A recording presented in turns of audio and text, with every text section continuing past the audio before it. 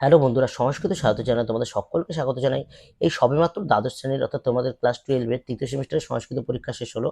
তো চলো দেখে নেওয়া যাক তোমাদের সংস্কৃতের প্রশ্নগুলো কেমন আছে এবং উত্তরগুলো কি কি তোমরা তোমাদের সেট অনুযায়ী দাগিয়ে নাও। আমি দাগ নম্বর অনুযায়ী বলেছি, তোমরা একটু মিলিয়ে নিও, ঠিক আছে। প্রথম প্রশ্নটা হচ্ছে যে রাজহংসের পদযুগল কিসের দ্বারা আবদ্ধ ছিল। তা রাজহংসের পদযুগল কিসের দ্বারা? পদ্ম মৃণালের দ্বারা আবদ্ধ ছিল, ঠিক আছে। কেননা ওরা দেখবে যখন স্বপ্ন দেখছিল, তখন স্বপ্নে যে রাজহংসটাকে দিয়েছিল অর্থাৎ রাজবনার অবন্ত সুন্দরী যে স্বপ্ন রাজহংস দেখেছিল, সেই রাজহংসের কিন্তু পদ্ম মৃণালের দ্বারা কিন্তু পাটা আবদ্ধ ছিল। কিন্তু ওরা ঘুম থেকে ওঠার পর, স্বপ্ন ভাঙার পর, ঘুম থেকে ওঠার পর দেখছে রাজবাহনের পদ্মগুলো রৌপ্য শৃঙ্খলের দ্বারা আবদ্ধ। তাই রৌপ্য শৃঙ্খল হবে না, পদ্ম মৃণালের দ্বারা হবে, ঠিক আছে। পরের প্রশ্ন হচ্ছে বালুচন্দ্রিকার স্বামী কে ছিলেন? রাজবাহন। তার পরের প্রশ্ন দেখো, বলছে যে তমোপ হস্তয়া দত্ত জ্ঞান প্রদীপ, মানে অবধূত সুন্দরী বলছে তোমার দ্বারা আজকে আমার মনের অন্ধকার দূর হলো। তাহলে এখানে তয়া তয়া মানে তোমার, তোমার দ্বারা কাকে বোঝানো হচ্ছে? তাহলে রাজবাহনের দ্বারা, ঠিক আছে। রাজবাহনকে রাজবাহনকে বলছে ব্রাহ্মণোধ্যক্ষম ব্রাহ্মণাধম কে বলেছিলেন? চন্দ্রবর্মা। তারপর হচ্ছে রাজবাহন কোন রাজ্যের রাজপুত্র ছিলেন? মগধ রাজ্যের, ঠিক আছে। বিদন্তি শব্দের অর্থ কি? এটা হচ্ছে তোমার কর্মযোগ গীতা থেকে দিয়েছে, শ্রীমদ্ ভগবদ গীতা। এটা হচ্ছে লাভ করা। এবারে তো বলছে লোকস্তদ অনুবর্ততে, সন্ধি করা আছে, এটা সন্ধি বিচ্ছেদ করতে হবে।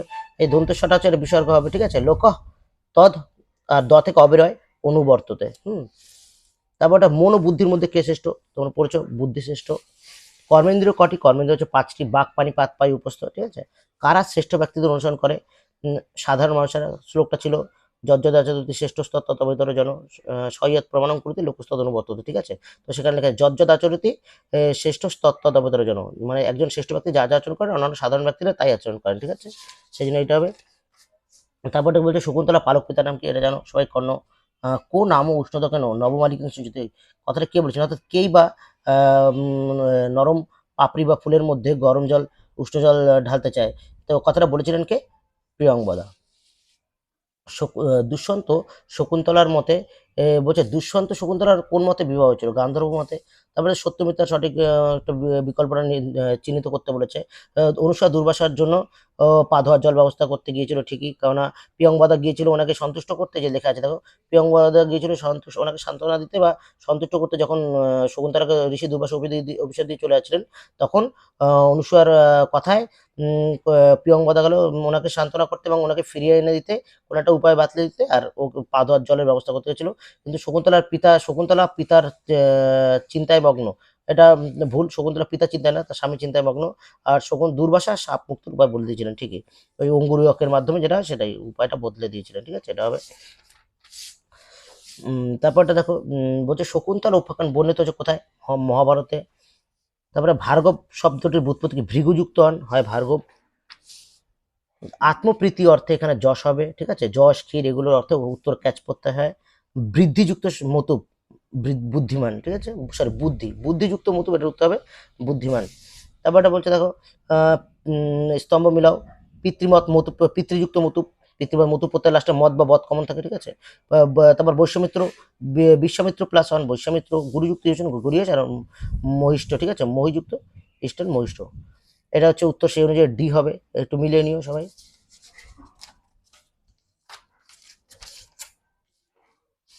তারপরটা দেখো, শ্রেষ্ঠ পদটি গঠনের জন্য কোন সূত্রের প্রয়োজন হচ্ছে? প্রশংসাযুক্ত ইষ্টন দেখবে একটা আছে, শ্রেষ্ঠ বা জ্যেষ্ঠ, এরকম। এটা এই জন্য এই সূত্রটা হবে। তারপরটা আবার স্তম্ভ দিয়েছে। অক্ষ কারণ এটা শরীরের অঙ্গ, একটা সমস্যা বোঝাচ্ছে, তাই জেনাঙ্গ বিকার হবে। শোকেন দুঃখম, শোকের কারণে দুঃখ। হেতু অর্থে তৃতীয় বা হেতু অর্থে তৃতীয় ব্যক্তি। জটাবি তাপসম অপসম, এটা জটায়ু তাপস, অর্থাৎ জটাযুক্ত একজন তাপসকে দেখা গিয়েছিল, ওনাকে জটা দেখে বোঝা গেল যে উনি একজন তাপস। সেই জন্য ইত্যম্বু লক্ষণে বা উপলক্ষণে তৃতীয় বিভক্তি। আর পিত্রাগত পুত্র, মানে এটা হচ্ছে সহযুক্ত অপ্রধানে, ঠিক আছে, বা সহর্থে দ্বিতীয় বিভক্তি। এটা তোমরা মিলিয়ে নিও। এই একেরটা হবে হচ্ছে সি, দুইয়েরটা ডি, তিনেরটা বি, সেই অনুযায়ী সি এর উত্তরটা হবে। তারপর রাম বনং গচ্ছতি, খুব সোজা, কারণ এটা কর্মে দ্বিতীয় বিভক্তি হবে। তারপর এটা হচ্ছে কারক শব্দের ব্যুৎপত্তি ক্রিযুক্ত নুল। এইটা স্বতন্ত্র কর্তা কোন, একদম খুব সোজা, কর্তৃকারকের সূত্র এটা। তারপরে অপবর্গে কি বিভক্তি? অপবর্গে তৃতীয় বিভক্তি হয়। চতুর্থী তৎপুরুষ সমাস নিষ্পন্নের পদ কোনটা এখানে? দেখো, চৌরুভয়ম হবে না কেন? চৌরাধ্বম, এটা পঞ্চমী তৎপুরুষ। তারপর হচ্ছে এটা চতুর্থী হবে জুপায় দারু, জুব দারু, মানে যজ্ঞের জন্য কাঠ। রামানুজ হবে না, এখন রামস্ব অনুজ ষষ্ঠী তৎপুরুষ হবে। ভীষ্মস্ব জন, এটাও ষষ্ঠী তৎপুরুষ। তো সে অনুযায়ী এটা হচ্ছে চৌথী তৎপুরুষ। তারপর হচ্ছে রাজ্ঞপুত্র, এটাও ষষ্ঠী তৎপুরুষ সমাসের উদাহরণ, ঠিক আছে। কোন সমাসের উদাহরণ? এটা ষষ্ঠী তৎপুরুষ সমাসের উদাহরণ। তারপর পানির মতো সমাস কয় প্রকার? 4 প্রকার। হুম।